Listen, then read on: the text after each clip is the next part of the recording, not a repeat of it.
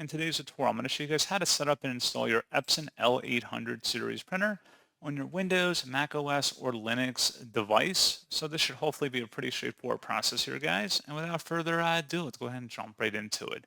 So all you have to do is open up a web browser, and into Google, you want to search for Epson L800 support. Go ahead and search for that.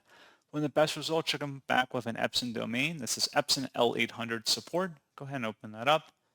And then scrolling down on this page underneath downloads, product setup, select the Epson software updater, and then select the download button under that. Open up that file, and it should be a verified publisher from Epson. Select yes to continue, and you have to accept the end user license terms, and then select OK. And then follow through with the following prompts like selecting your preferred Wi-Fi connectivity type, as well as your different features you can install.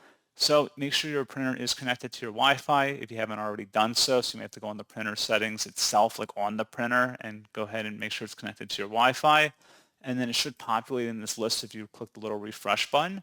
So pretty straightforward process on that, guys. And as always, thank you for watching. I do hope that I was able to help you out, and I do look forward to catching you all in the next tutorial. Goodbye.